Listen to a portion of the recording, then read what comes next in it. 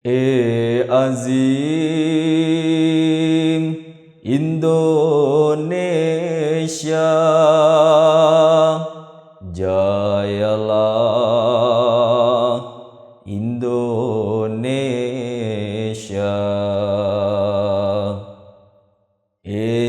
Azim Indonesia, jayalah Indonesia.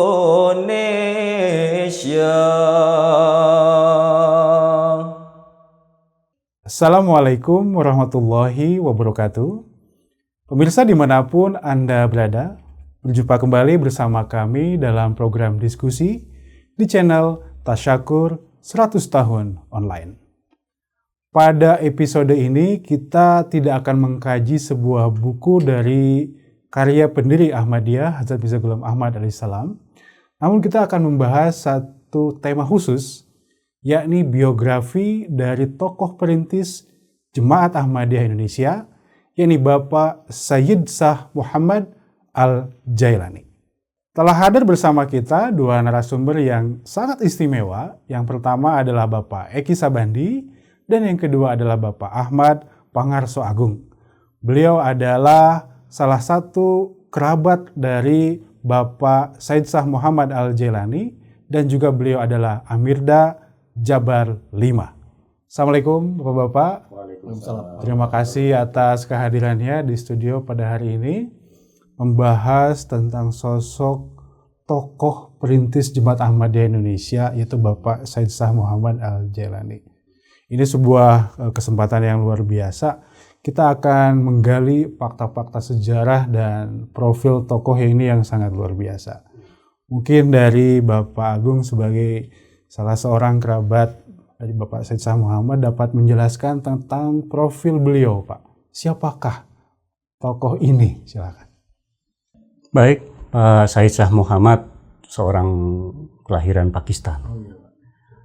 Tanggal lahir beliau 9 April 1912. Beliau itu nama depannya kan Sayyid, Pak. Jadi memang ada darah Habib ya. Jadi ayah beliau namanya Habib Ula Khan.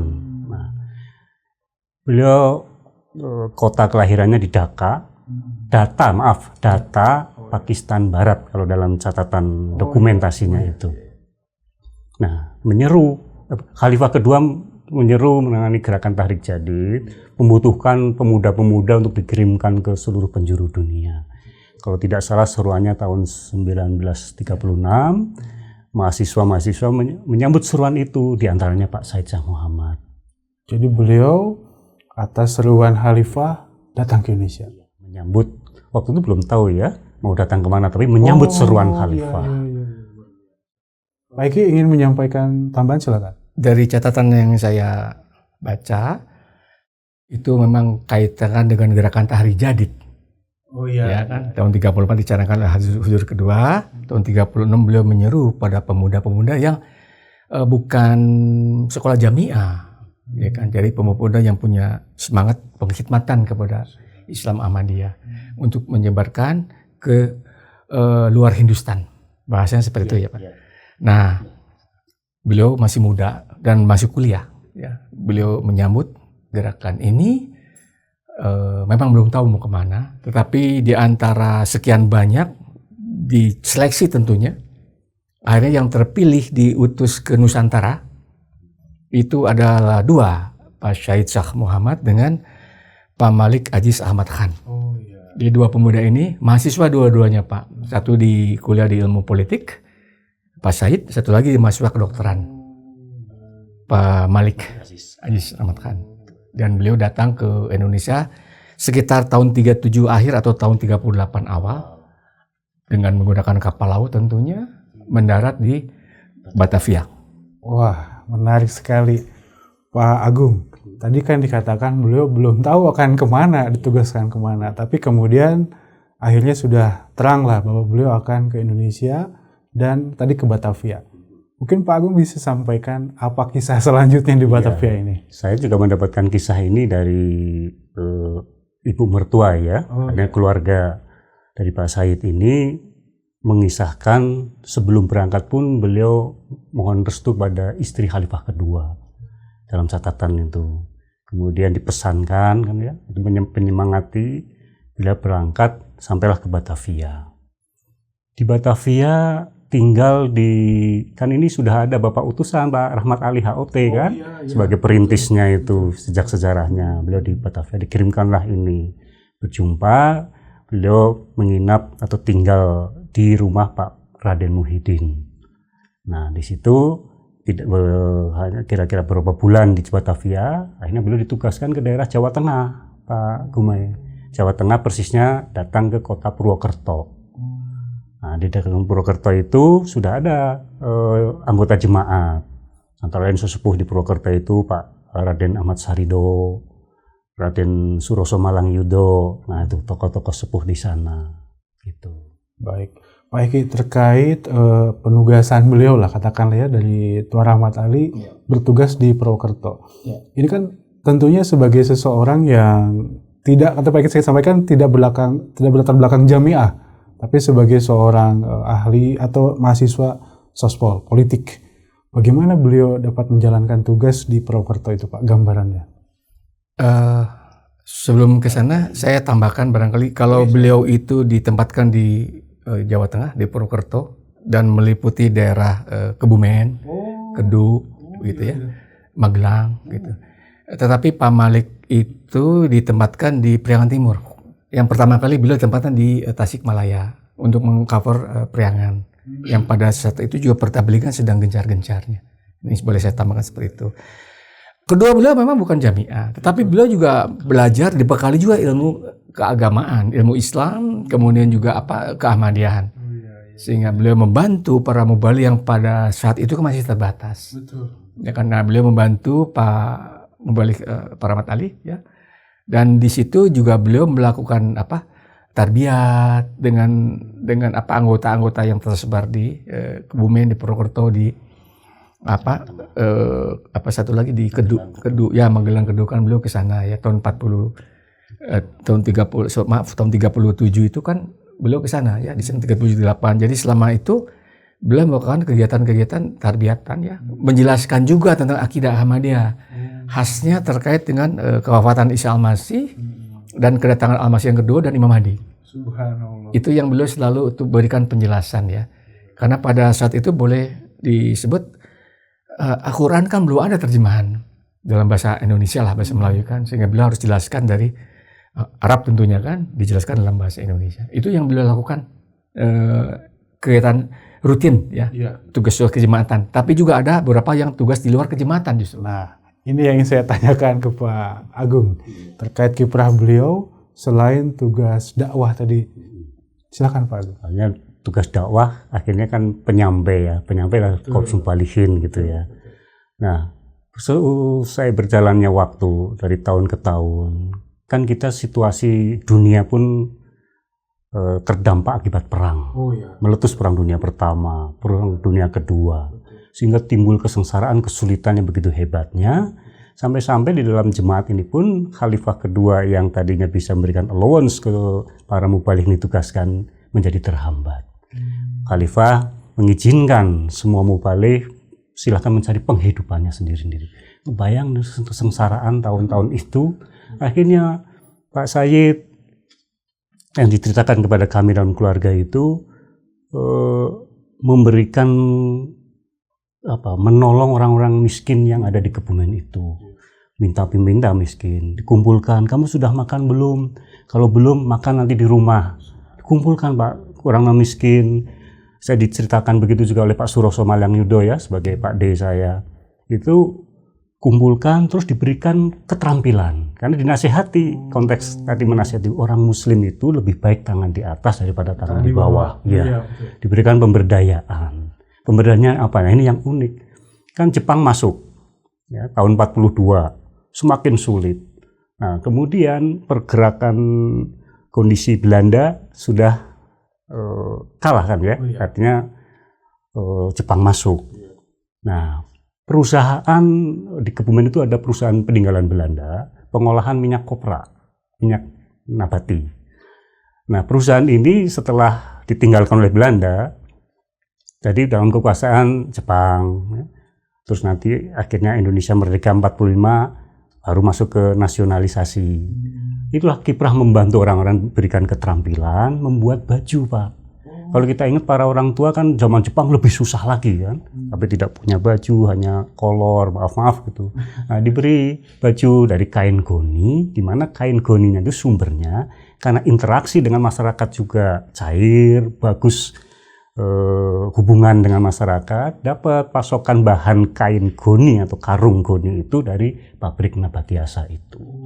Nah, itu penghikmatan kemanusiaan, membantu orang-orang miskin. Nah, peristiwa ini tentu bukan 1-2 orang yang kita kenal pada akhirnya setelah Indonesia merdeka. Gitu kan. Proses Indonesia merdeka juga tahun 45 Bung Karno mencanangkan kemerdekaan. Sampai kemudian Indonesia merdeka tahun 48, ulang tahun ke-47. Kondisi Jakarta semakin susah untuk para pejuang pemerintah yang baru umur 2 tahun, kan ibu kota pindah ke Yogyakarta tahun 47 itu.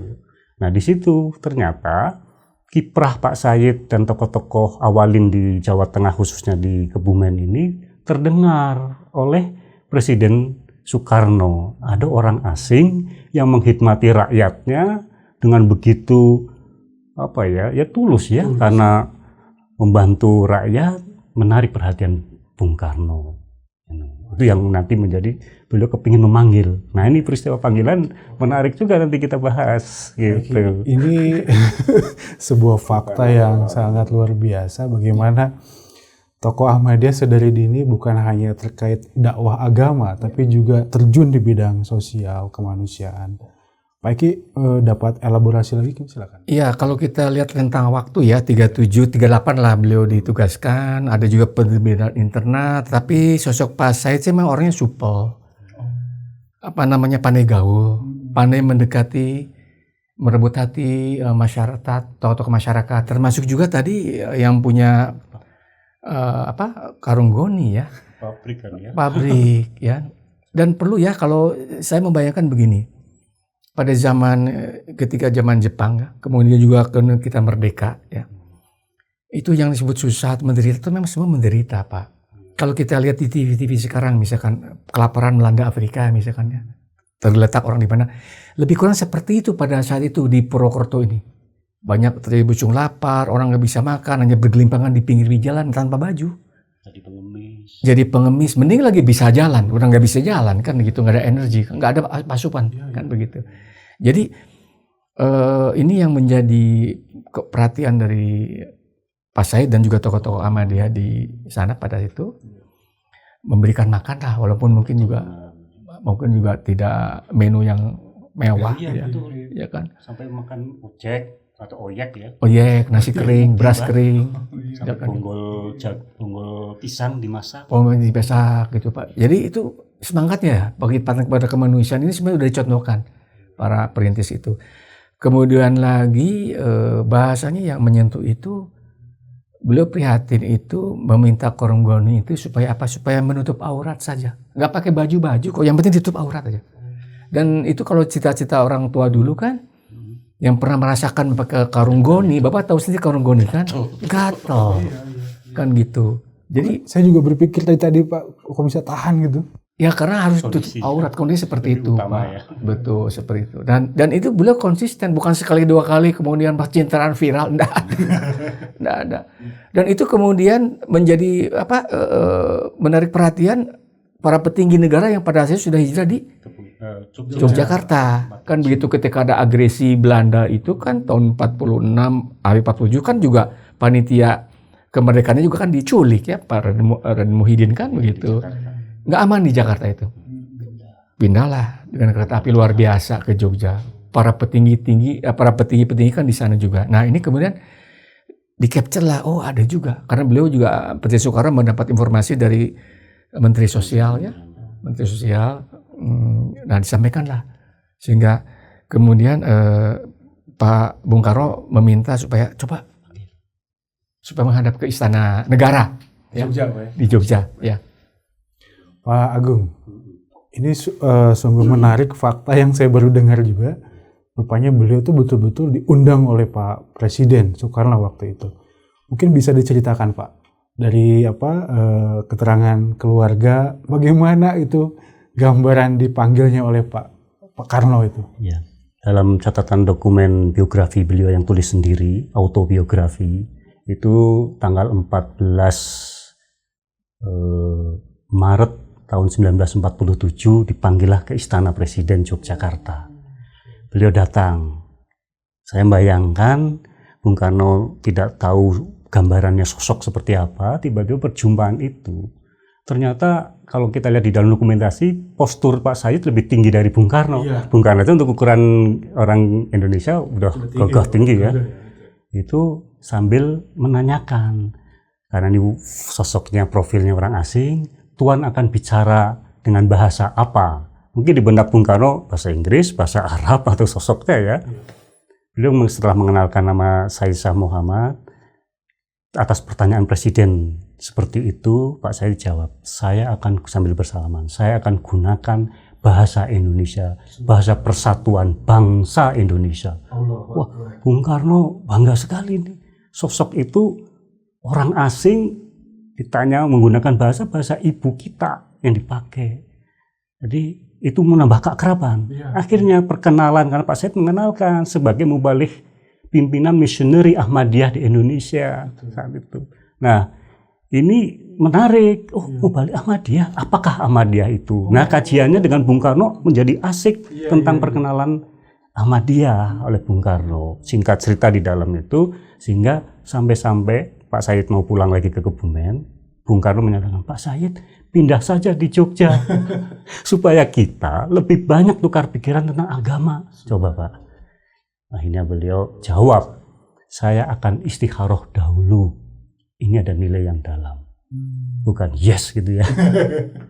Nah, beliau pulang dulu ke Kebumen. Tuh. Pak Eki, ini satu hal yang menarik, rupanya pengkhidmatan terhadap kemanusiaan pada sosial membawa jalan untuk membuka dakwah kepada Bapak Presiden Soekarno. Tadi disampaikan demikian. Apa Pak Eki, bagaimana Pak Eki memandang hal ini Pak? Saya tambahkan dulu ya penjelasan Pak Agung. Jadi dari catatan yang Pak Said tulis saya baca. Jadi Bung Karno tuh meminta Pak Said ke Jogja. Ada juga kalimat beliau, ini para petinggi Republik banyak yang tidak tahu tentang Ahmadiyah. Jadi maka silakan hijrah bergabung atau dekatlah dengan kami juga biar ada penjelasan Ahmadiyah yang bisa disampaikan oleh Pak Said begitu. Ya, tapi bagaimanapun karena beliau adalah seorang pimpinan rohani, ya rohaniawan, kembali lagi tentu beliau bukannya bangga, oh saya dekat Bung Karno, enggak. Iya. Beliau tetap akan istikharah dan juga meminta izin pada khalifah. Begitu. Nah, ini terkait dengan apa?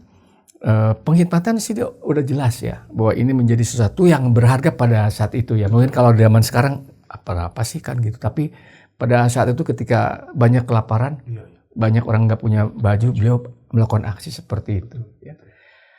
Tetapi satu hal lagi adalah ketika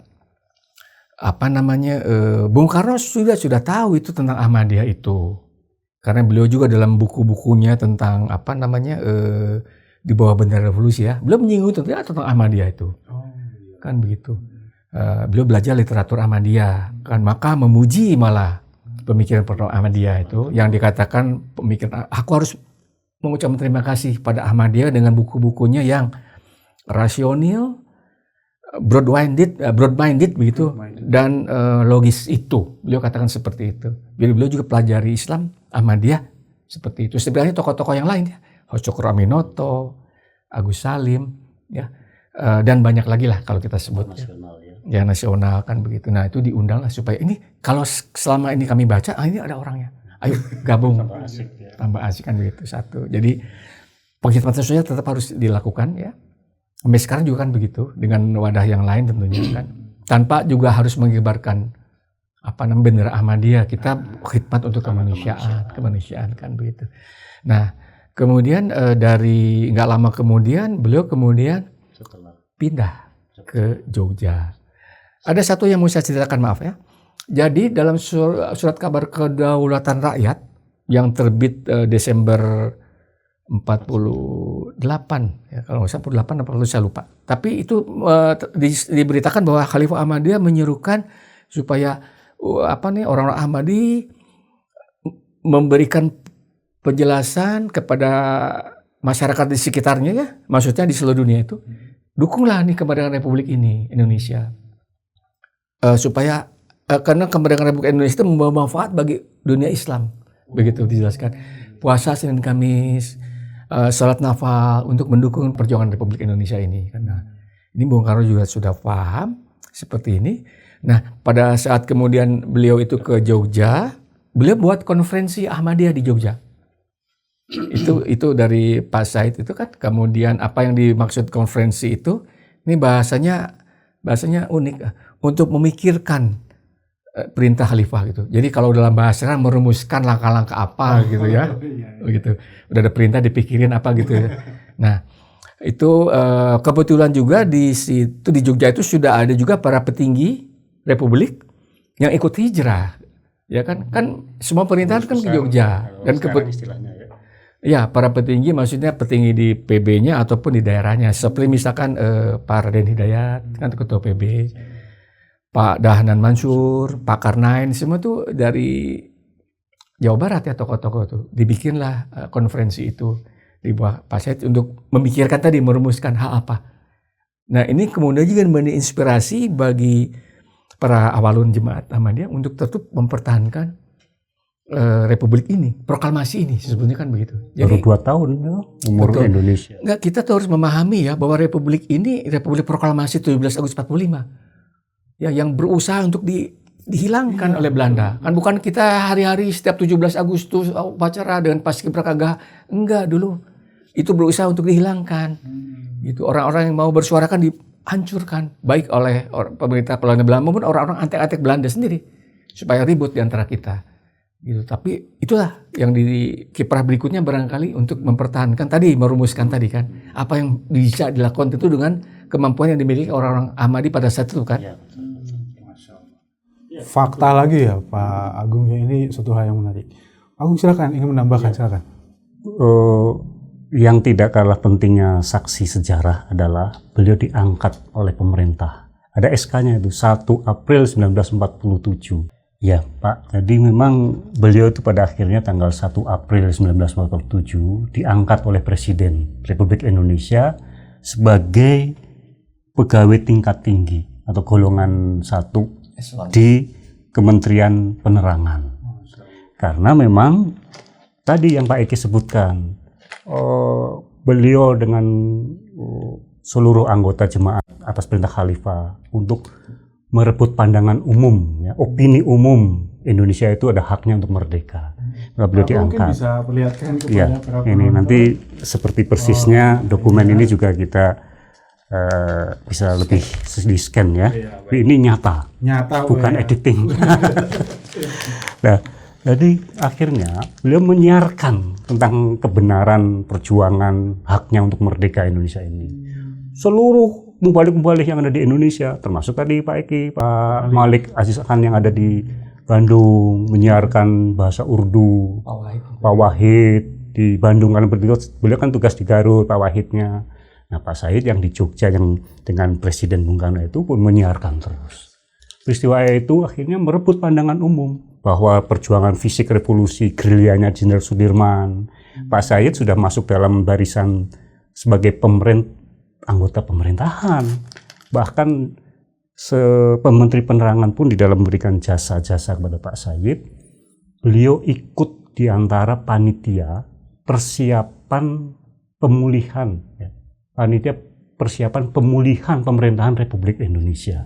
Karena tadi Pak Eki sebut, kita Indonesia Merdeka itu banyak yang tidak rela, terutama Belanda, ada agresi ya, gitu. Mempertahankan itu, beliau masuk dalam kepanitiaan itu.